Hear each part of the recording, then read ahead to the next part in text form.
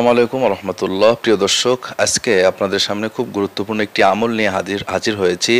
যে আমল যদি কেউ করতে পারে, রাসূল সাল্লাল্লাহু আলাইহি সাল্লাম বলেছেন যে আল্লাহ পাক তাকে জিহাদের সওয়াব দিবেন। সুবহানাল্লাহ।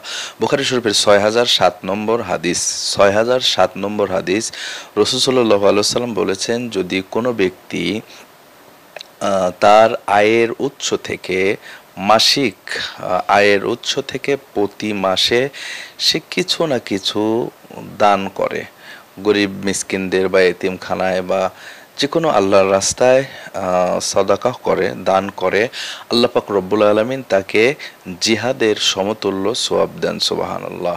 সুতরাং প্রিয় দর্শক শ্রোতা, আমাদের প্রতি মাসের যেই আয়ের উৎস রয়েছে, সকলের যে বেশি আয়ের উৎস তা না, অনেকেই কম ইনকাম করেন, কিন্তু এই কমের মধ্য থেকে যদি আপনি 10 টাকা পারেন প্রতি মাসে রেগুলার, প্রতি মাসিক একটা দান, যেরকম কোনো বাড়ি ভাড়া থাকলে মাসিক ভাড়া দিতে হয়, বা আপনি চাকরি করলে মাসিক বেতন পান, কম হোক বেশি হোক, এভাবে প্রতি মাসিক একটা দান আল্লাহর রাস্তায় করা, এই মাসিক দান, যে বেশি ইনকাম তার বেশি, যে কম করে সে কম, কিন্তু উভয়কে আল্লাহ পাক জিহাদের সমতুল্য সওয়াব দিবেন। এটির উদ্দেশ্য হলো প্রতি মাসিক একটি আল্লাহর রাস্তায় দান করা।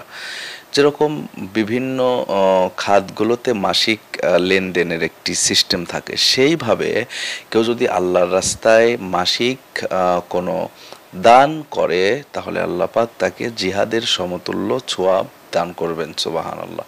এজন্য প্রিয় দর্শক শ্রোতা, আমরা এই আমলটি যার যতটুকু সম্ভব ততটুকু আমরা প্রতি মাসে একটি সদাকা, একটি পরিমাণ আমরা আল্লাহর রাস্তায় রেখে দেব, দান করব ইনশাআল্লাহ। তো ভালো থাকবেন সবাই, সুস্থ থাকবেন, দেখা হবে নতুন কোনো ভিডিওতে ইনশাআল্লাহ।